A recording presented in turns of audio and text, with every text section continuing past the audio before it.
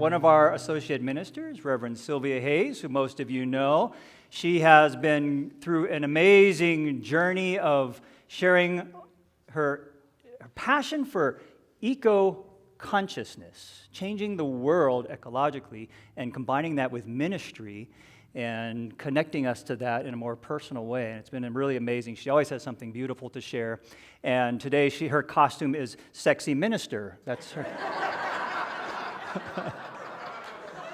So thank you for dressing up, Sylvia.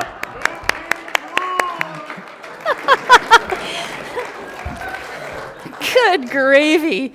Oh, Lord. All right, I wasn't going to do this because this is a 12 Powers talk, but I am going to do it now. Nico, don't say a word.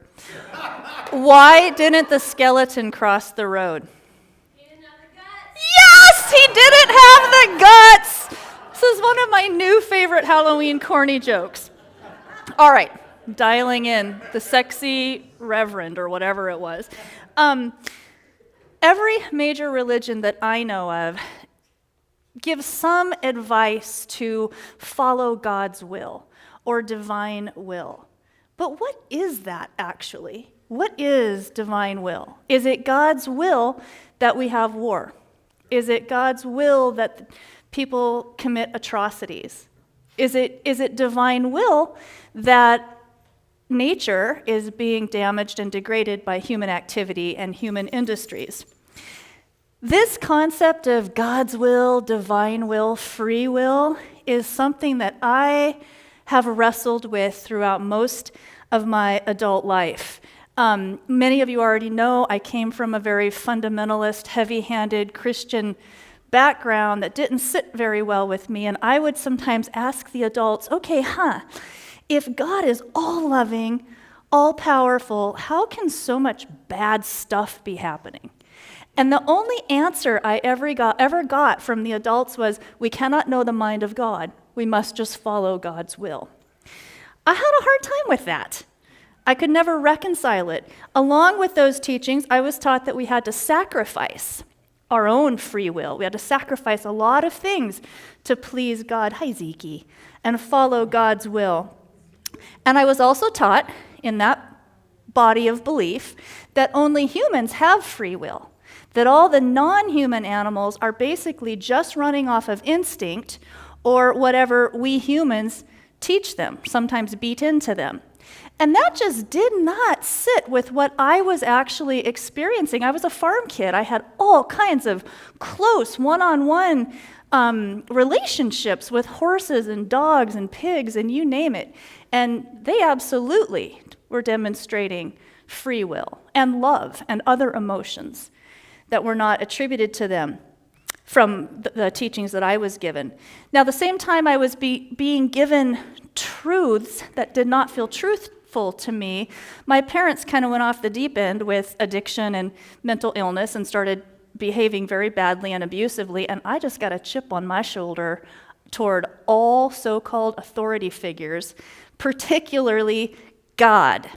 And I started moving through the world in a pretty defiant and pretty willful way. And I was pretty successful with it. I was able to kind of push willfully very well, had a lot of accomplishments, did a lot of firsts for my family, etc. And willfulness was working really well until it wasn't. And like a lot of us, I did not come gently, easily, smoothly into spiritual growth. I had to hit the wall with my willfulness and wound up in a set of really painful, challenging events that brought me to the point where for the first time in my life, I could not willfully force my way through. I couldn't make it happen. I was forced to surrender, and I wound up questioning everything. Why had this happened to this environmental career that was my whole life that I'd put so much into? How could I possibly be sitting in such a mess? Who the hell was this God? Was this God's will? Was I just trapped in some sort of karmic pattern that I couldn't make out, but that I couldn't get out of? I was questioning at a very, very deep level. And it is really what began blowing me open to Course in Miracles says, if we clear space on the altar of our minds, meaning our current set of beliefs, we allow new to flow in. Some of you can get there gently. I was not one of those, but that's what began happening. It cleared me out, it cleared space. And one of the many profound, but this is a really big one, this topic of will. During all of that upheaval, it really began the process of completely turning upside down my beliefs about this whole power of will. Now, unity is a new thought, trans-denominational, trans-faith movement that's based in spiritual principle. We have a core set of teachings, and one body of those teachings are the 12 spiritual powers that was put forward. And these include things like faith and love and order. And it also includes will. Spiritualized will is a whole different beast than willfulness. And first, I think it's really important to really start to grok this at a deeper level. It is important to note that unity is non-dualistic. We do not believe in a separate entity, God out there, that punishes or rewards or that we must beseech to. We believe that God is the life force, spirit, power in and through all things, in and through every single one of you, flowing through all that is. The very word God carries a lot of baggage for a lot of us. I actually prefer the word spirit, creator, source. You can plug in any word. I don't think creator cares what you call it. Gus, I know. Remind me what that is, Gus. God, universe, source, and spirit. God, universe, source, and spirit. Gus with a double S. That works for me. That works for me. Now, one's take on Gus, source, spirit, it's very personal. But in general, the unity principle is that it is everywhere, all in through all of us, everything, and that it's all good. Now, I recently learned a pretty interesting thing. I have gotten to the point where I tend to think of spirit more literally as the Force, as in Star Wars. And I'm going to have to research this a little further, but I actually was made aware recently that George Lucas studied a number of different faith paths and whatnot, including New Thought, in coming up with this whole concept of the Force. That's pretty flippin' cool, I think. So it's the creative, generative power behind all that is, and it's in us, and we are in it. And the cool thing here is we can learn, just like wielding a lightsaber, we can learn to tap that and become more and more skillful in wielding this creative Gus, God, source, universe power. Now, divine will, this concept. I've recently been teaching a metaphysics class. I'm getting ready to teach another one. And we've been working primarily with a book by Unity minister Paul Hasselbeck, body of work called Heart-Centered Metaphysics. And I want to read you what he says about divine will. Quote, "This divine will is generic, amorphous, non-specific, and it is for everyone. We are all partaking of and participating in this generic divine will. There is no separation from it." That's a very profound concept, and I want to take it a little bit deeper. A Course in Miracles teaches that God's will is my will. God's will is your will. I had a really difficult time with that when I first started working with A Course in Miracles. I couldn't grok it, and it took me a little while, but now I'm there. And it's incredibly empowering. Think about this. If we are indeed extensions of, expressions of the divine, of course the divine's will is our will. Creator would not want to thwart itself, and therefore it would not want to thwart us either, because we are an extension of Creator. That's such an empowering concept.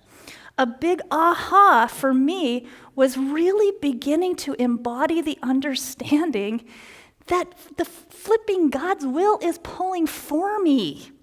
It's working with each and every one of you because it wants full expression. And you are that, all that is, expressing in your own beautiful individuated way. Now, another cool angle on the will thing, this is a real thing, it's a philosophical concept called the will of nature. And that refers to all the natural and physical processes that direct the universe, nature, ecosystems, physics, all of it. Quantum, all of it. It's what really rolls out creation and reality. I strongly believe that all creation, humans, non-humans, all of it is sacred and divine. And that we are literally a part of and constantly interacting with the will of nature. And the divine will is in the back of all of that that's rolling out this creation that we get to be a part of. And moreover, I make this point a lot, despite what Western culture may tell us, humans are not a part from nature, we are a part of it. We are nature. I believe at the level of divine will, we humans and all the rest of nature are actually in harmony, working together to fully express creation. Can you tap into that just for a second and sense how good that feels? Feels good to me. The problem that we get into is collective human willfulness, which is driven by a pervasive belief in separation, not understanding what we truly are. And when we are rolling forward with that kind of consciousness, we are miscreating. We are creating messes. And of course, we are seeing a lot of that playing out in our world right now in various ways. Willfulness is will under the influence of ego, under the influence of our little human-only selves. It's will not understanding what we really are, and it almost always makes a mess, individually, collectively. Now, cleaning up those messes is something that spiritualized will can help with, and I want to make a subtle but important distinction here. Divine will, this allness, this will that rolls through everything, is different than the spiritual power or faculty of will that's put forward in the Unity's 12 Powers teachings. The founders of Unity, the Fillmores, they taught that will is the executive power of our mind. It's that thing that gets things done in this world that we're moving through. And sort of like prayer, we are constantly exerting will in every moment. We are acting on thoughts and behaviors for good or for ill. The key is learning to retrain that will. Wisdom is another of the 12 spiritual powers, and wisdom is needed to skillfully exert will. And just this morning when I was doing my own practices, I hadn't planned to work this into the talk, but nearly every morning, I work with the little daily word from Unity, among other things, and I'm going to read you just an excerpt, because imagination is another spiritual power, and I want to read just a little paragraph from today's daily word, October 29th, 2023. My imagination helps me create my life story. Guided by divine wisdom and will, I imagine a positive, meaningful life. If disturbing thoughts cloud my imagination, I remember I am God's source creator's living expression, and there is nothing to fear.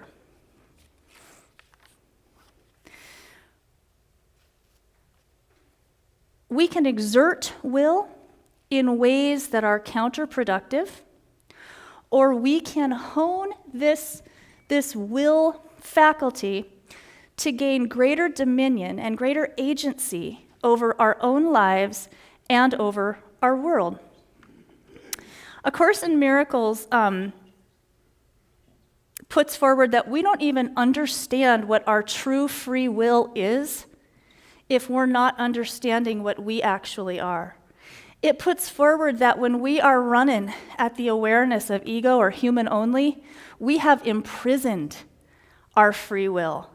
We move through the world feeling like we're exerting free will from a prison of our own making. It's really a prison of our own thinking.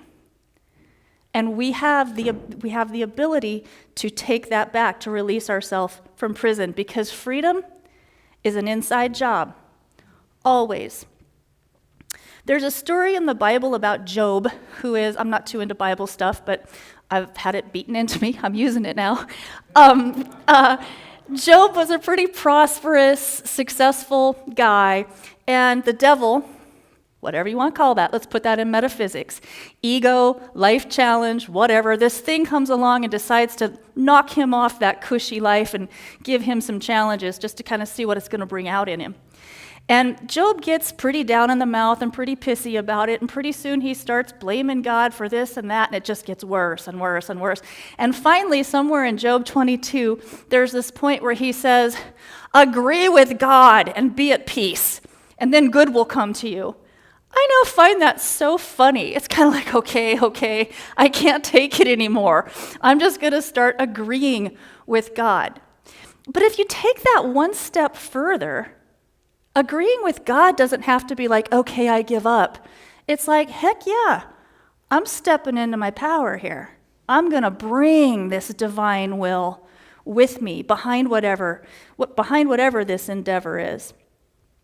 Agree with God. Think about that. They say, may the force be with you. The force is already with you. It's in and with you. Each and every one of you. I love being part of a spiritual movement where I can use the force, and you guys get it. Now, we can deploy will for grand things and less grand things. Just a few days ago, my partner John and I were watching the 49ers football game, and I don't really care much about the 49ers, but I am a Seahawks fan. And as it often is with the Seahawks, they need other teams to lose sometimes for them to make it into the playoffs, right? Seahawks fans are often in this position, so I am against the 49ers, right? And this game's going back and forth, and it's close. John and I are watching it, and the 49ers have the ball, and they'll win the game on a touchdown. And I had this feeling, and I look over to John, and I say, it's time for a takeaway. Boom, snap, interception. John was beside himself. He fist bump, he jumps up, he's like, oh my God, you are so powerful. The powerful. He's like the powerful minister metaphysician. And then he says, I will never doubt you again. Oh, yeah. But even as I was kind of dancing with that, I knew it was a bald-faced lie. And moments later, he declared temporary insanity and took it back. No integrity, right? Come on. Now, I don't really think I exerted the spiritual power of will against the 49ers, but I'll take the outcome. I'm liking that. Here's one final piece I want to share before I wrap, because for me, this has been an incredibly empowering aspect of retraining my thinking about will. It isn't passive. Just saying, okay, Creator, I'm willing, because it sucks so bad where I'm at right here. I'm willing. That's not what spiritualized will is about. It's active. It's activating power. Spiritualized willing is about getting into alignment with divinity, remembering what we truly are, and remembering that Creator's will is the wind under our sails all the time. when we are striving toward fuller expression. Two of my very favorite early New Thought teachers are Emily Cady and Walter Lanyon, and both of them have a lot of teaching about getting into an "it is done" consciousness around will and around manifesting what we want in our lives. And I want to read you just a very short sentence from Emily Cady. She says, "Do you will it and not languidly desire it? Are you determined to have that executed which you are satisfied is God's will for you? You get into that attitude and claim, it is done. I don't know how it's going to happen necessarily, but I am staying in the consciousness of it is done."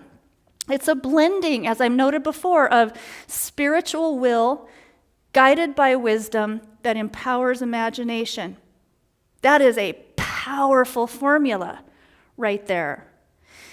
That's similar, actually, to the let there be energy in Genesis. Let there be light. It isn't beseechy, oh, please let this come to this little poor sinner. Not at all. It is a declaration. A let there be consciousness is demonstration of spiritualized will. Now, willing is a declaration, but it's less energy intensive than willfulness. I know this very well. Willfulness is about pushing. It's about trying to force things. It's about trying to orchestrate the river. Whereas spiritualized willing is getting into alignment, remembering the truth of what we are, and choosing to allow the possibility of grace to flow into our lives. I want to read a short piece, a couple of excerpts from A Course in Miracles. I think this is so beautiful.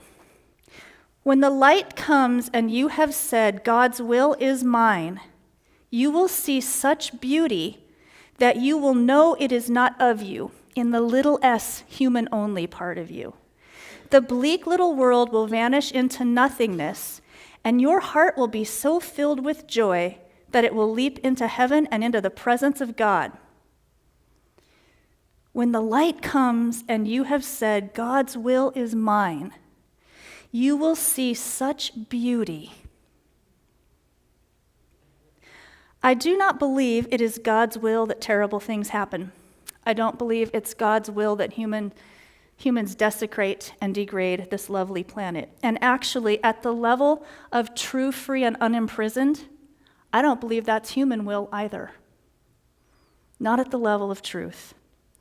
I don't believe karma traps us, but I absolutely do know that limited thinking and certain rigid patterns of behavior can indeed imprison our potential.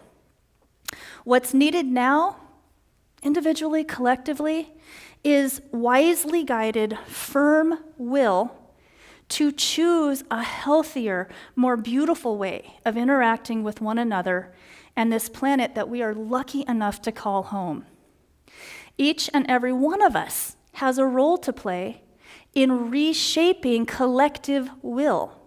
And the more of us who reclaim, retrain, and spiritualize our willpower, the more power we'll have to heal this planet, to replace war with peace, and lift all beings into love and light.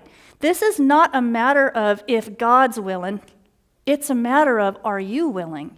And what are you willing? What are we willing in every single minute of the day? Are you willing for heaven on earth? Are you willing to be great? Are you willing to do great things? Let there be. It is done. Peace out.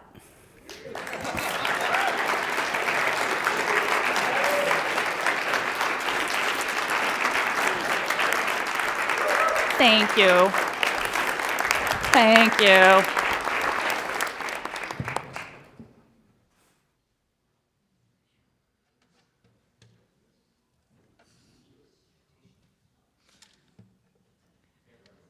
Well, I had to change courses on the band because of some things that you said. So I'm just going to sing a solo one because we didn't rehearse this.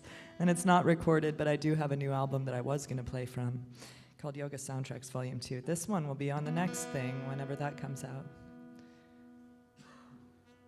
I'm so sorry. We tune because we care.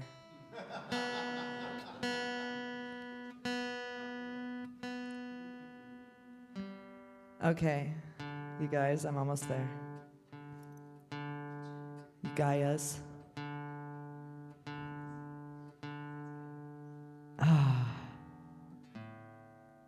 Okay, and any singers that want to come up at any point, you're always welcome, because it's a party that way. So I'm a little delirious after the month-long tour that I'm finishing up here. But this one came to me at the first festival that I played at after the pandemic, or during the pandemic. Everyone was still pretty scared everywhere, and I was near Las Vegas, this beautiful land. And this prayer came through, and it's for the connection and oneness that we share with the land and how we can tap in, like she was talking about. It's called We Are Sacred. We are sacred. We are holy. We are the ones to walk this land. This land is sacred. This land is holy. We are the ones to heal the land. Let's sing Om. Om Shalom. Shalom. Om. Om. Pachamama. Pachamama. I'm coming home. I'm coming home.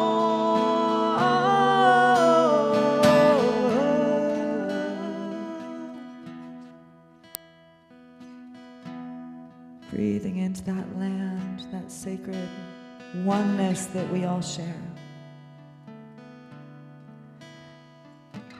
We're going to sing that again, and then I'm going to move into a song that my friend Windsong Martin wrote in Ashland for the Kalapuya people, the people of my land, the land that I reside on. We are sacred, we are sacred, we are holy, we are holy, we are the ones to walk this land. This land is sacred. This land is sacred. This land is holy. This land is holy. We are the ones to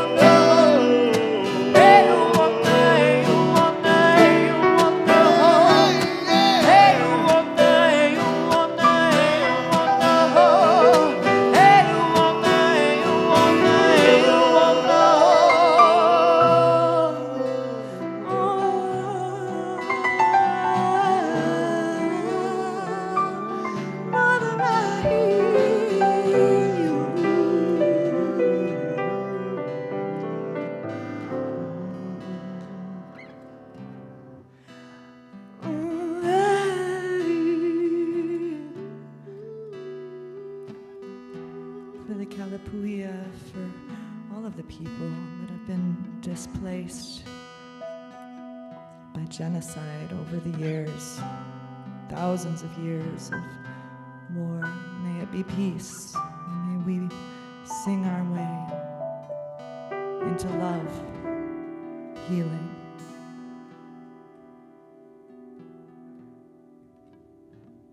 For all people who are suffering.